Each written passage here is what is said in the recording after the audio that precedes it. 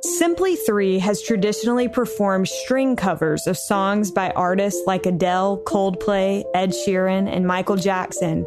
They are diehard fans of the band Muse. So, what happens when they take on an album of hymns, and what made them want to do it in the first place? The electrifying trio of Glen McDaniel, Nick Villalobos, and Zach Clark, together known as Simply Three, has been captivating audiences worldwide with high-octane performances since 2010. The trio, which has 1.45 million subscribers on YouTube, seeks the true essence of classical crossover with original works as well as innovative arrangements. Their new album, All Amazed, is available now through Deseret Book. This is All In, an LDS Living podcast where we ask the question, what does it really mean to be all in the gospel of Jesus Christ? I'm Morgan Pearson, and I am so honored to have the three gentlemen that make up Simply Three with me today, Zach, Nick, and Glenn. Welcome to all three of you. Thank you. Thanks for having us. Hello. Well, this is such a treat to have you all on and to have you together. Thank you so much for being willing to do this. I want to start off the interview. Nick and Zach, you first met in the 9th grade, and I wondered, what do you think it was that caused you guys to hit it off and begin a lifelong friendship, and how have you been able to continue to build that friendship over time? Had to have been my good looks, just right away. Oh, boy. Just kidding. I mean, I did have hair back then, though, so. It's true. You had a full head of hair. Yeah, I feel like, we met in All-State in 9th grade, Arizona All-State Orchestra. So obviously we both knew that we each had a passion for music, and we had made it into All-State in 9th grade, and so we had that in common, and we're, excited, and, lower strings, cello bass, there's a little unity there, a little fellowship. But, I just thought Nick was super cool. He also skateboarded, and I was into skateboarding as well. And so we just kind of already hit it off, and the music thing, the skateboarding, we were both members of the church. So there's just a lot in common. And I'll speak for myself, I guess. Like, Nick has always been the easiest friendship. And I mean that in the best of ways. It just was natural, and, just always excited, always great conversation. I just feel like we always hit it off, just understanding each other, just our personalities, I feel like it was always easy from the beginning. Maybe Nick will say something different. Nick's like, absolutely not. It's actually been the hardest friendship. No. I agree with everything that Zach said. Maybe just a little more detail, though. And I'm sure other people have had this experience, too. When you meet somebody that is as passionate or even more passionate about something that you're passionate about, it's a pretty special thing, I think, because I don't think that happens all the time. People have best friends for a reason, right? Because there's something special that happens there. And I think that happened with me and Zach when we first met. There was kind of just like an energy about music, especially. Like, we were both in 9th grade and all into music, we were all about the strings. We were all about orchestra, learning the repertoire, being as good as we could. And always trying to push ourselves musically. And I think that was the main thing that drew me to Zach, was his passion for music and just his excitement for life and for music in general. And he gets excited about a lot of things, and it's very infectious.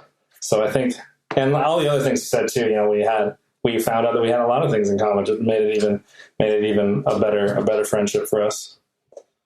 Well, I found out when we first got on this call that Zach and Nick are also shoe collectors. So I can tell that you guys get excited about a lot of things, and I love that.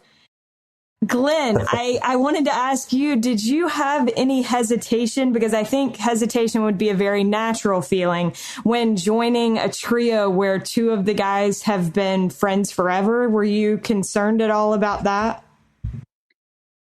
Not particularly. And I say that in the sense of it didn't cross my mind in the way of consideration when I was thinking about joining the group. It's something that I've noticed, of course, just being the newcomer, that, these guys have a formidable bond that was first forged at a very young age.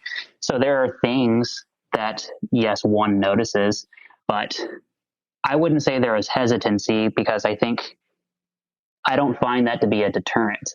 I think, if anything, joining something where two people are that connected, especially when they are two of just three people in a band or a business or whatever, I think that's something that's nice to be a part of, because you are walking into something that has a solid foundation of trust established, at least in our case, 2/3 of the way through.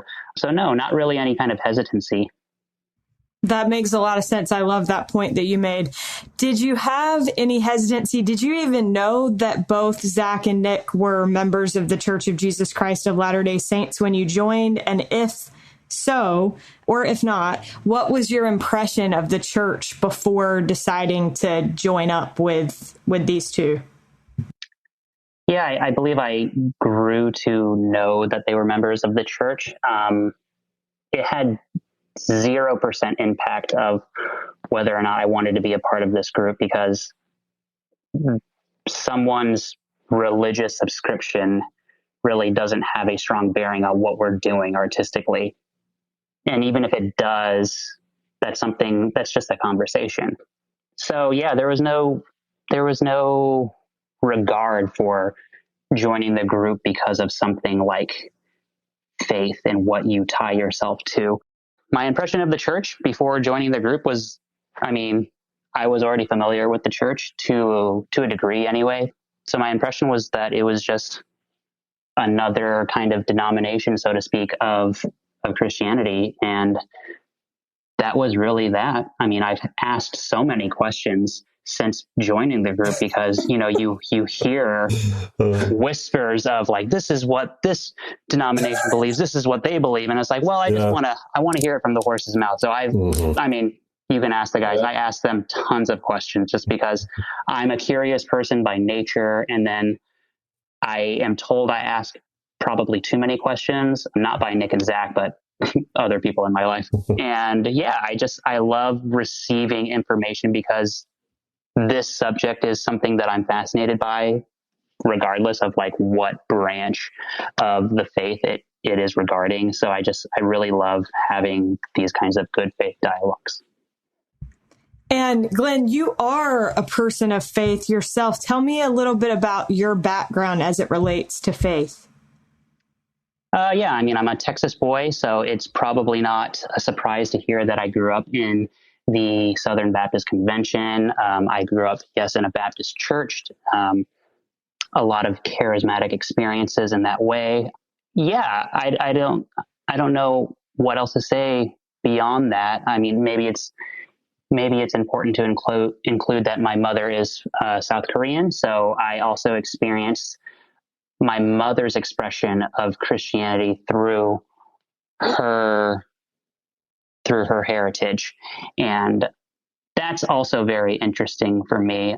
So yeah, my background has been kind of a blur of this sort of Southwestern Southern Baptist convention mixed with a very Korean United Methodist, I guess you could say, upbringing.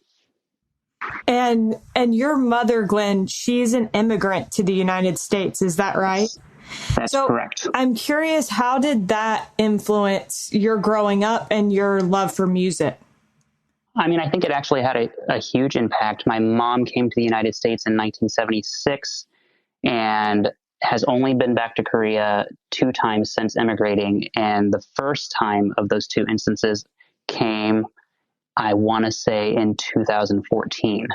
So a very large gap between first immigrating and then returning to her home. But in South Korea, in Seoul, which is where she grew up, music and the arts in general are just they're a focal point in a child's secondary education. So my mom has a very strong musical understanding of things. And so I actually got started in music because she wanted me to. She loves the violin and piano. Those are her two favorite instruments. And she just always wanted to play both of them, but she didn't have the means. Her family was very poor, as you might expect. She has the classic immigrant story. And yeah, she definitely molded me in the ways of wanting to learn the craft and learn the joys of expressing yourself through music. So my mother is the reason why I do what I do now.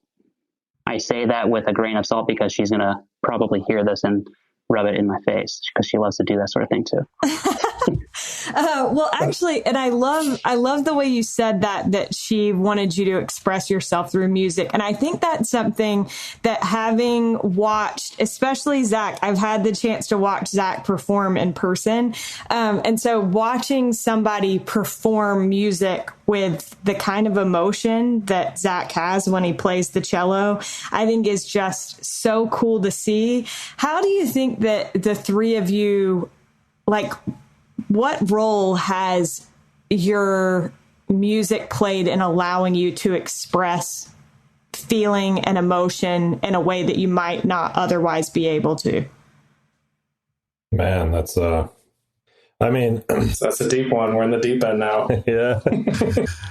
I think that, I kind of just want to say, like what you said, like, music allows us to express emotions that we couldn't otherwise. The thing I love the most about music, and actually I had this experience in ninth grade. Speaking of ninth grade, meeting Nick in All-State, right before All-State, I was in regionals. You got to do regionals first. It's like that. What's that show where they were singing? Like Glee. Stuff. Yeah, it's like Glee. They're like, we got to make it to regionals. Oh yeah, exactly. Yes, that's right. I forgot. Like the whole first season, they're trying to get the regionals or whatever. Yeah. Yeah, so we got to get the regionals, the road to regionals. And we played one of the most beautiful pieces arguably ever written, Nimrod, which is one of the Enigma variations by Edward Elgar. And it was also like my first experience playing in like a good orchestra. Like, it was better than any orchestra I'd played in my schools, or anything so far. And I just had an incredible experience. The conductor taught us like the background of that piece and about all of the Enigma variations, how they had an actual personal meaning to Elgar. Like, he wrote them for specific people in his life. And he even wrote one for his wife, And so like that brought the music so much poignancy, so much power. And I remember playing that music for regionals, just in like that first rehearsal. And I had overwhelming goosebumps, emotions. I couldn't believe that music, that specific music, could bring me the feelings that Elgar felt all those years ago. It's like in a way, music is like a time capsule. It like preserves the exact emotions of the person who penned it. It could be decades, centuries ago. And it's pretty incredible to me. That was my first real profound kind of epiphany with music, and this incredible emotion that you can have these emotions that I didn't even understand as a ninth grader. Elgar understood these things way better than I did, but I felt them. And that to me is the incredible thing about music, is that you can feel these things. We write music, so, we can feel things that we wrote, that came from us, but you can play things that you did not write, and you can therefore feel things that perhaps you've never felt before. This is like a deep thing, but that to me, that's why I love music. That's awesome. I was going to say that. I was going to say it's kind of wild that you can feel something that like a ninth grade kid wouldn't know anything about. Yeah, exactly. But I think that's awesome. Nick and Glenn, anything you'd add to that about emotions and music? Yeah, everything that Zach said, I've had similar experiences as well. I think I have a different I have different emotional experiences listening to music and then actually playing music. And I don't know if one is better than the other, but I can tell you that they are very different.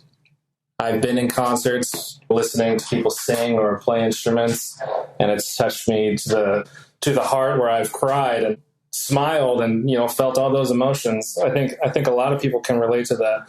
But there's something very different when you are the one making the sounds and like making the music. And I'm sure Glenn will touch on this because we've talked about this before, but there's something very magical about playing with 100 people on stage in like a symphony, and you're all like moving for one purpose. Everybody has different parts that all interconnect and intertwine to make like beautiful chords and moments. And it's crazy that it's all stuff that you're actually doing. Like the instruments themselves on stage don't do anything. They need to be played by people with emotions and with different experiences to make that performance happen. And it's an insane feeling.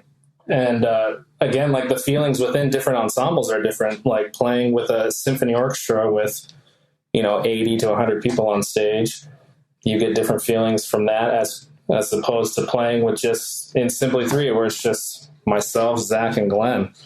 But I mean, it's amazing the feelings and emotions you get making the music as opposed to just listening to it. And if you can get involved in making music, I feel like it'll be a great blessing to anybody who tries to do so, because there's a lot to learn from making music. Obviously, there's like the discipline part about it and all the, I guess, logistical things about making music that make people better people. But the actual feelings that come from making music with people, it brings people together in a way that I think very few things can. When you have that type of experience with people on stage, it definitely connects you, which is cool. So just thinking about your original question of how playing music or playing an instrument can help you express, for me, I think about this idea of vulnerability when trying to be expressive. And I think the way in which music helps in that way is that it removes, or it can help remove this sense of fear of how someone might respond to you. And when that fear is removed, a person, I think, is then able to be more vulnerable. So with something like a musical instrument, you're expressing yourself through a tool that simply receives. It doesn't respond because it can't respond back to you in the way that a person would. So with something that you're channeling all of your sentiment and your emotional thoughts through and having it just receive that, I think it allows you to be more vulnerable because it removes that sense of fear of, oh, I might be judged in return for whatever I'm trying to express. Beautifully said. Thank you all so much. I love how your answers all kind of complemented one another. Zach and Nick, both of you have served missions for the church, and I wondered, as anybody that has done anything, whether it be athletically or musically, knows a decline in practice tends to lead to a decline in skill. So I wondered, how did that affect your musical abilities, and were you able to practice or use your music on your mission at all? Yeah, I'll go first. Yes. Just kidding. Yeah, I actually got lucky. My mission president decided to make a mission music group in the Christmas seasons. There happened to be a lot of musical talent that came out on my mission along with me. And our president, recognized that and had the idea to start a mission music group just for Christmas time. So it was a surprise. I'd been out for a few months and got a surprise that he had been in contact with my parents already, and they had shipped my cello. And I served in Scotland. So I was like, whoa, I've never shipped my cello. Wow. Anywhere, let alone overseas. but it had already been done, and there it was in the office, when I went to pick it up. And so I was able to practice a little bit just in the Christmas season. There were a couple other opportunities, since I had it, to kind of play musical numbers throughout the year, but I would never practice. You're spending all your time trying to plan a meaningful activity every day and trying to preach my gospel and the White Handbook. And so I didn't practice, at all, on a daily basis. But 2 Christmases, got to get it out. And I think that did help a little bit, because when I got home after my mission, it only took me like a day and I felt like I was back, like riding the bike, just like I'd left it. Like it was very fast getting back into it after my mission.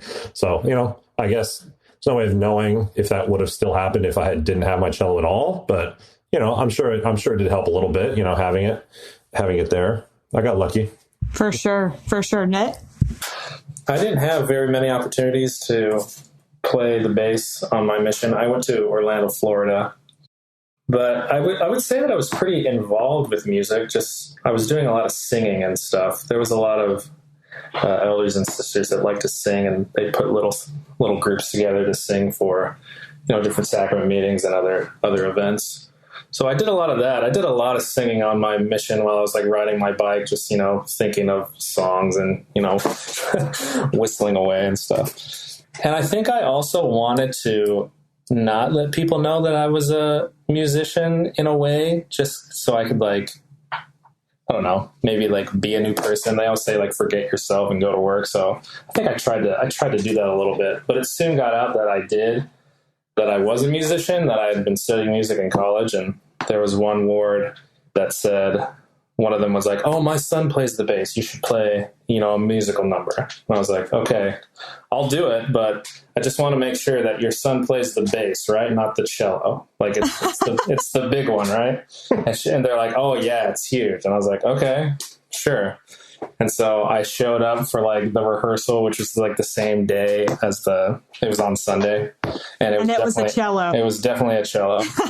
And so I was like, "Oh crap, I better figure this out." So I was playing just the melodies. So I had played cello a little bit in high school and stuff. So I kind of figured that out, and I don't even remember if it was good or not, but amazing. They were appreciative of it. So I got to play the cello on my mission, and you got to play the cello on your mission. Exactly. I got to play the cello on my mission. But kind of like what Zach said, when I did get back and actually got my hands on an actual bass, it wasn't a day for me where I felt good. I would say a week.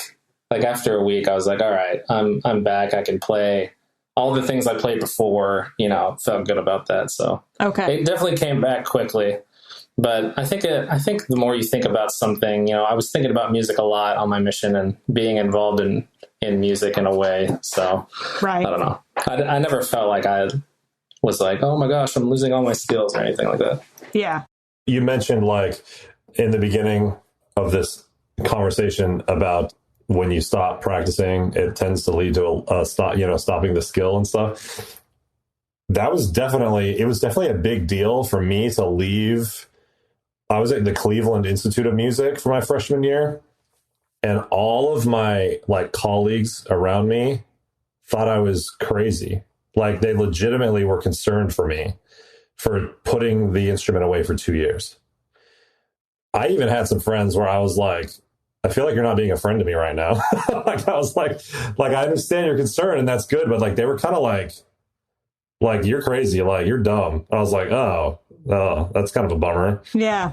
But I mean, I can understand that, when you're super focused, you're in a conservatory, you're practicing every day, you're stretching, it's you think even a couple days is going to kill you, so they're 2 years. What are you thinking? So anyway, I had no question that I wanted to go on a mission. I had made that decision long ago. And so it wasn't a question for me, and obviously Nick just described too, we came back and we just picked up right where we left off. I mean, honestly, if not better, because I feel in a way, clearing my head and just getting life experience and coming back to it. I mean, most of any skill obviously happens in your mind.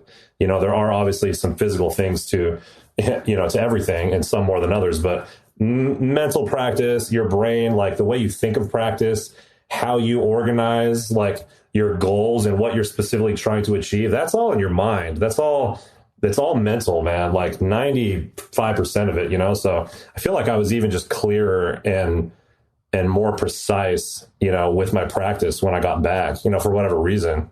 Right. Anyway.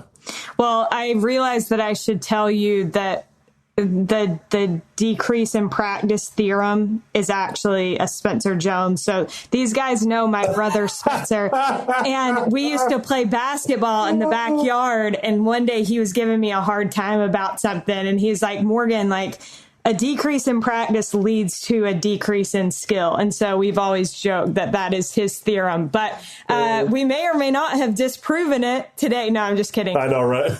Okay, I wondered, tell me about how this album that you guys have coming out, kind of how it came to be, the idea behind it, why you're excited about it. And then I'm curious, Zach and Nick, how you have been grateful for Glen's willingness to participate in something like this that's faith-based and working with a church-owned media entity. That's a good question. So I'm just going to speak for myself, and I don't know if I've actually asked Zach and Glen about this, but I never thought that we would do a faith-based album. And for Zach and I, like hymns from the LDS Church. When we started this group, I think in the back of my mind, I felt like a lot of people were going to be like, when are you going to do a hymns album? And, you know, rightfully so. But I feel like I never really wanted to do it. I kind of wanted to have this group just not be a part of any type of faith-based organization. Separation of church and state. Yeah, separation of church and Simply 3, exactly. So I was thinking like, hey, we're just going to do what we want to do. And our manager, her name is Gina Orr, she has worked with the church a lot in the past. She was the manager for David Archuleta. She's currently managing Nathan Pacheco, who has done several albums for Deseret Book. And I want to say about a year ago or so, she like floated the idea by me kind of just in passing. She was like, hey, what do you think about doing an album with Deseret? And I was like, a hymns album? She's like, yeah, it definitely would have to be a hymns album. I said, I don't know. Like, I guess. She's like, I think, you know, it'd be a good deal for you guys. And I think you guys would do well in that market. I know the market. I know the people at Deseret. I think it could be a really good relationship. And so I kind of thought about it, and I said, you know, I'll ask Zach and Glen, see what they think.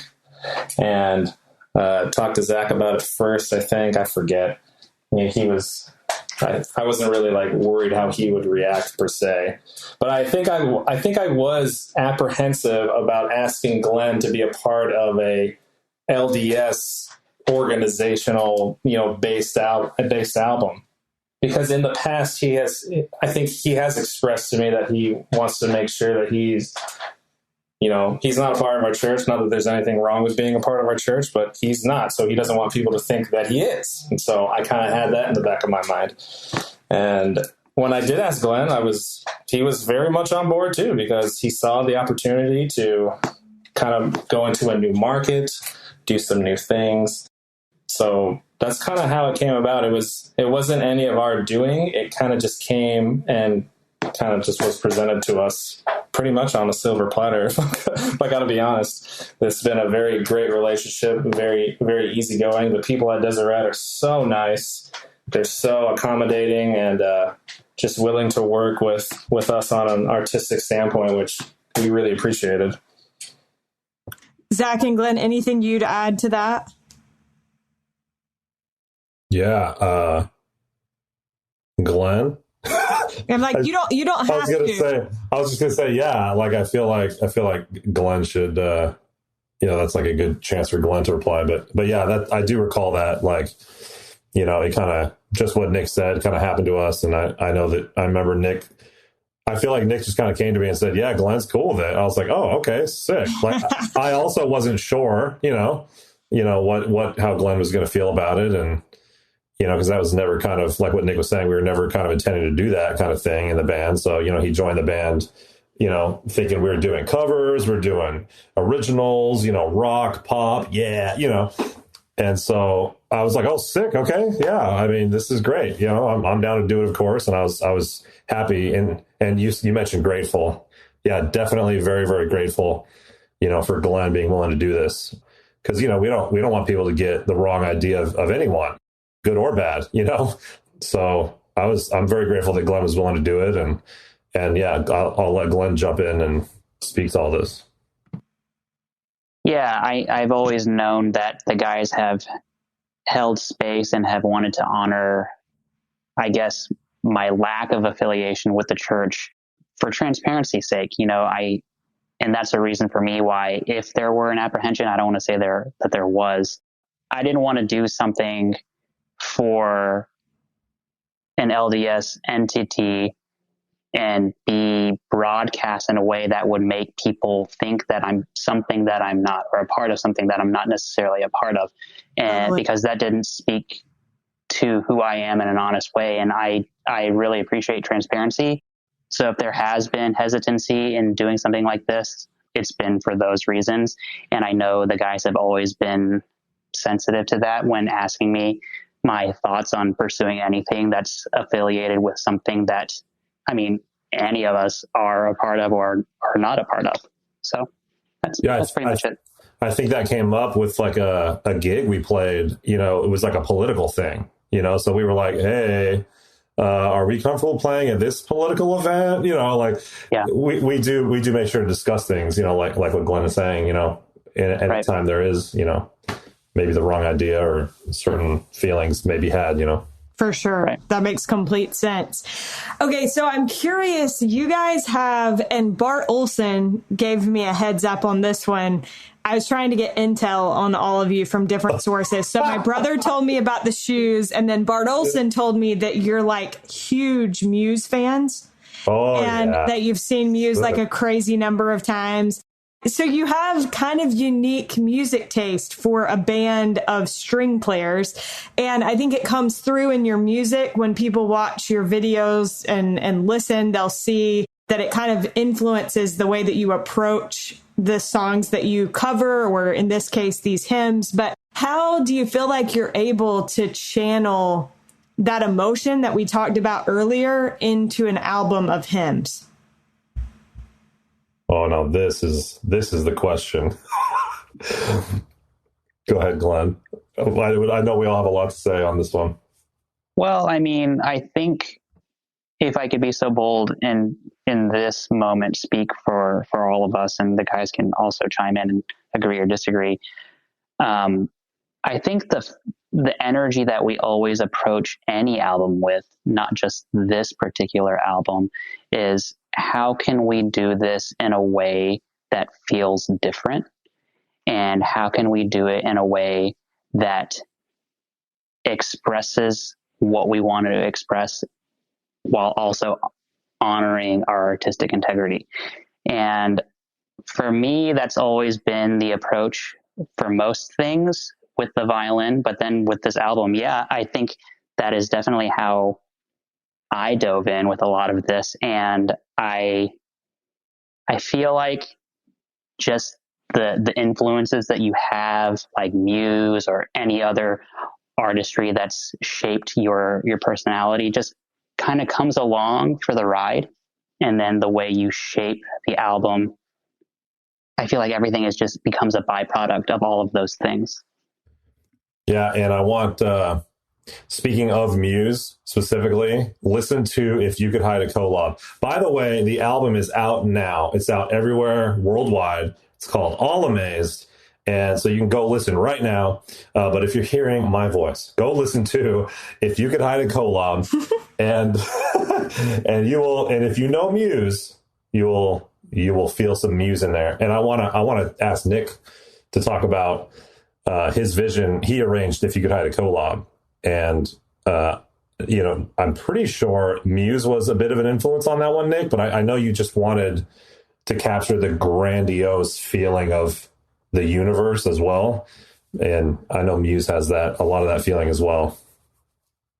Yeah, I think we always try to capture some type of museness in our music, because I mean, we think they're great. And Muse is your muse, if you will. Muse is my muse, and I do, and I will.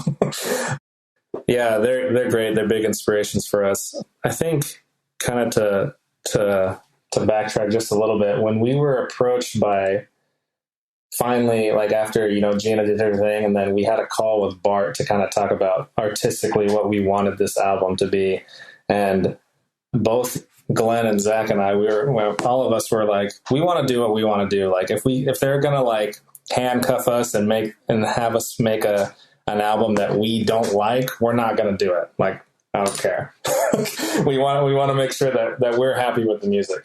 Yeah. So I remember when we asked Bart, like we were kind of giving him like softball questions about music, like, what do you think about this? Like, could we have some drums in it? Like, I don't know. Like, what if we did some electric instruments? And I was so relieved. And he was like, we want you guys to do what you do. And we were like, oh, sweet. This is going to be fun.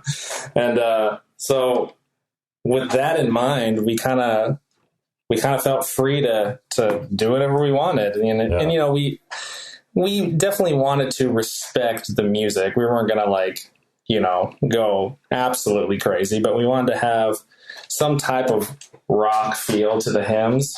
I think the church hymns need a little kick in the pants sometimes. And I'm glad we're able to do that. And with If You Could Hide a Kolob specifically, there was definitely a lot of Muse inspiration. There's an arpeggiator in there, and right at the beginning of the verse. And Muse uses a arpeggiator a lot too. And I always get the feeling of like flying or like being in space whenever a song has like, especially like a fast arpeggiator, which this one does. And I really wanted to give the feeling of flying through space, like, and seeing Kolob, and like, I envisioned our track of If You Could Hide a Kolob being like the soundtrack of what God was listening to when he created the universe and like the earth. There's a lot of drums, if you're creating a universe and a planet, you're moving like humongous things together and things are exploding, who knows what went into that. But I think it was like a raucous event. There was violence involved, Yeah, it wasn't just a reverent, calm event. Yeah, it wasn't like, oh, let's, they're moving. The world. Yeah, they're moving monumental things around to create the universe, which is like the biggest thing that we know, right?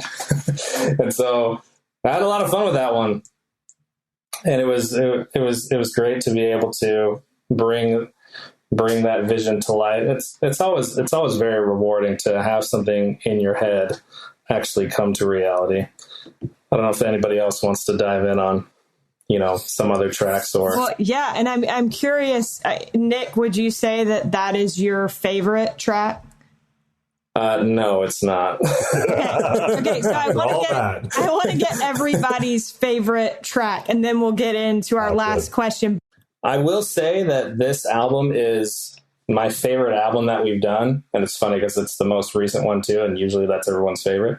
But honestly, like, this is my favorite album that we've done. And I think it's because I grew up listening to most of these songs. We have some songs that aren't inherently LDS, like How Great Thou Art, Amazing Grace. Glenn knew those songs as well. And he learned other ones specifically for this album, but I'm proud of this one because these are all songs that we grew up listening to in a certain way, and we made them extremely different, which I'm very proud of. And I like all of them, to be honest. But if I were to pick a favorite, I know which one Glenn's going to pick, so I'm going to let him have that one. And so my favorite is... It's funny, I'm probably going to pick the one that Zach's going to pick. My favorite is Amazing Grace. And I loved this version. Oh, we also worked with our friend Drew Griffin. He did the arrangements for about half of the album, and he did Amazing Grace. And he's a very dear friend of ours. He's a violist and composer that lives in New York. We've worked with him on other projects as well. And he grew up knowing this piece as well. And I just think he did such a killer job with this arrangement. There's new chords, and he combined Amazing Grace with My Chains Are Gone in such a beautiful way. And I think for those reasons, Amazing Grace is my favorite. For those reasons, I'm out. Yeah. Shark Tank. Shark Tank. Actually, I was going to pick a different one, Nick, but yeah, amazing. So Nice. I do agree with Nick. Like, this is just such a special album, especially to me, and Nick, growing up with the hymns, kind of like what he was saying, because and I just got so happy when Nick was talking about how he was like, yo, if they're going to handcuff us and force us to do this album, some pretty little hymns album, this is polite, nice music, that we're out. For that reason, I'm out. Like, we would have said that. I got so happy when he was talking about that, because I remember when Bart, love you, Bart, by the way. So glad you brought up Bart Olson. Bart has been just incredible. He's such a great guy and just a pleasure to work with every step of the way. So respectful and polite. But I remember what Nick was talking about when he said, we want Simply 3. We want you guys to do your thing. Just ready, set, go. Free reign. Like Nick said, we're not going to do like a Slipknot or, like some weird. We obviously knew, like Nick was saying, we're not going to be like sacrilegious or whatever to the hymns. And I mean, maybe some people would think we already did, actually, but to a small degree. But you can't please everyone. Can't please everyone. But like when he said, we want you guys to do your thing, oh my gosh, that was like such an incredible feeling. And so the entire time we're like working with Drew on half the arrangements, and then Nick, and like we're trying to do the other half. That entire experience was such a high point for me, and maybe for all of us. It was such a high point in a lot of ways. It was like a high point in creativity. We were so excited. Like, Drew would send demos of the arrangements, and I would just start laughing and just like hysterically, like, I'm so excited. I was like, this is so sick. Oh my gosh, I'm so excited. Like that was the feeling of making this album. And it's because Deseret Book, Bart Olson and all of them let us do our thing with it. And, whoever needs to hear that, like, that's an important thing to have in a relationship between someone that's producing and someone that's creating. We had, we were free. Like, and I feel like we reached a couple hurdles, in the album, and we kind of had to have a deadline and a little bit of a push. And that actually kicked us into overdrive. And I feel like we really rose to the occasion, and our creativity just like was maxed out. It was like not maxed out, but like it went to a whole other level. And it was just, oh my gosh, it was just such an incredible experience.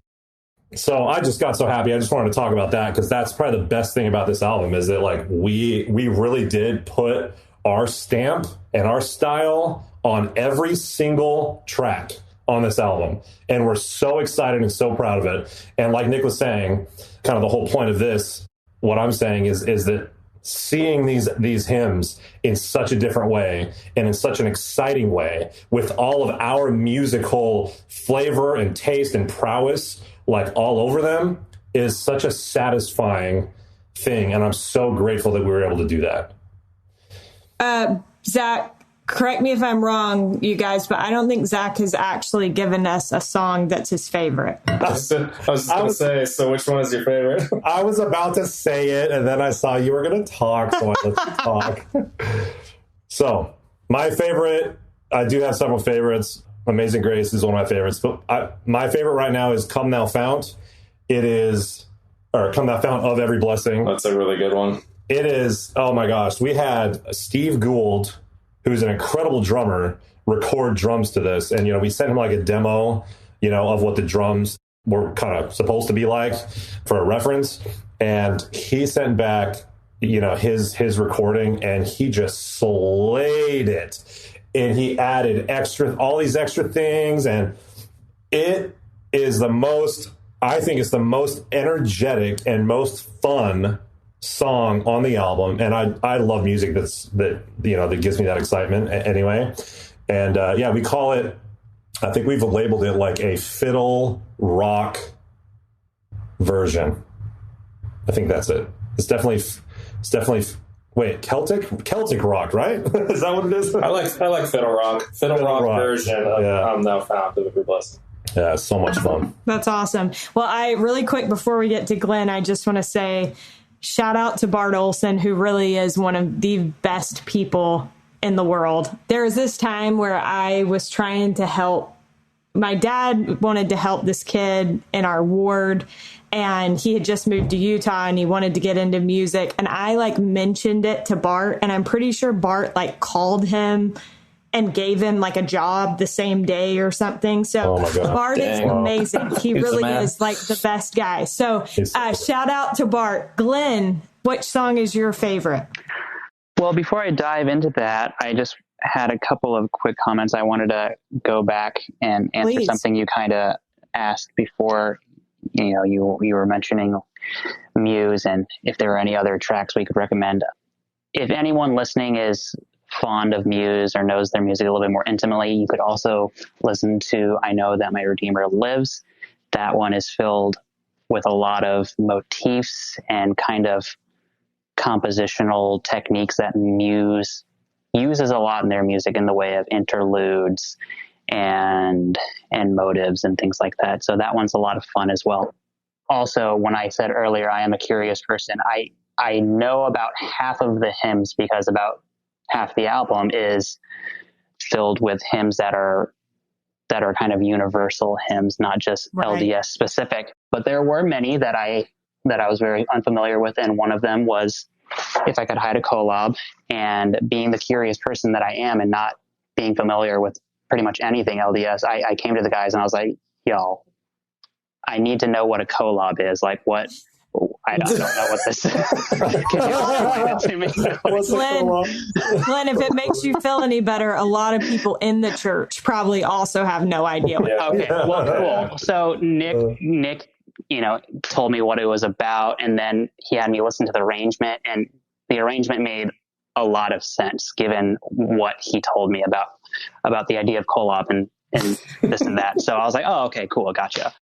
All that said, Redeemer and Kolob, neither of them are my favorite. My favorite is Nearer My God to Thee, and it's my favorite for two large reasons. The first of which is it is completely string driven. There's nothing else going on in it, and that's my favorite sound that we produce, just this large, lush string sound. I mean, we're obviously biased with that kind of sound. And so it's probably not surprising that it's my favorite thing to hear coming from us, but there's just something so personal and so organic about the collective string sound. I think it's because it's the closest thing you can get to just hearing a person using their actual voice to speak or sing. And I think that's why it resonates with me so much. So yeah, it's really beautiful in that way of string sounds, but it's also just such a great journey of what I believe faith takes a person through, which isn't always pretty. It's not sunshine and puppies and all of that stuff. With faith and faith journeys, I feel like there often comes a lot of cognitive dissonance. And I think this arrangement of Nearer My God to Thee really highlights that side of a person's faith journey where you are filled with questions and filled with doubt and maybe wander quite a bit. And I just feel like, again, because I enjoy transparency and honesty, that this is a very honest representation of a full arc of a faith journey. And it speaks to me in that way. So I think it will probably be in the number one placeholder for a while for me as it pertains to this particular album. Well, I am so excited to listen now. My last question for you guys is the question that we ask at the end of every episode of this podcast. And I made sure before we started to make sure that everybody knew that this question is something that we've asked not just members of our faith, but members of other Christian faiths as well.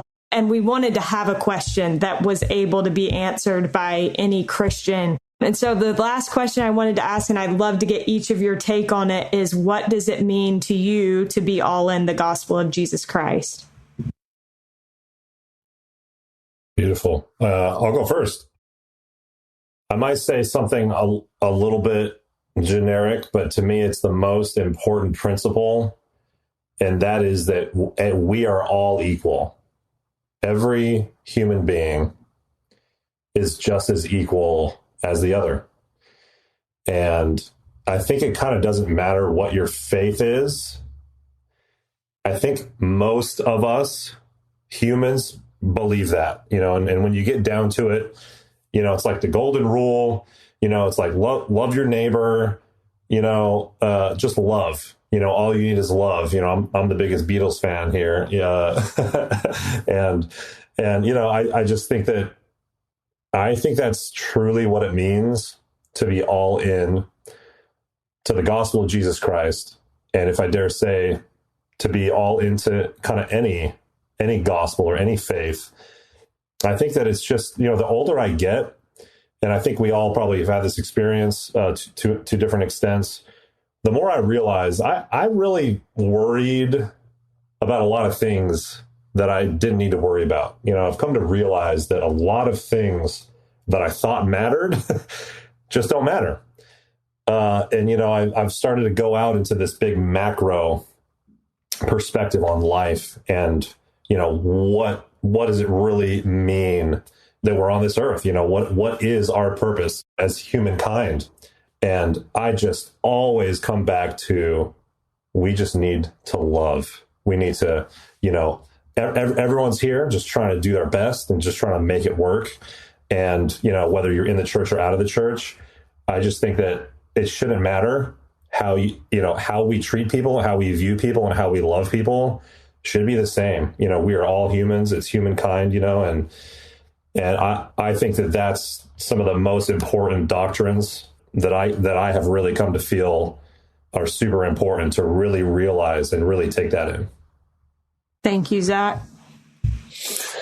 Yeah, amen. That's really good. I guess I'm going to say kind of the same things, just in a different way.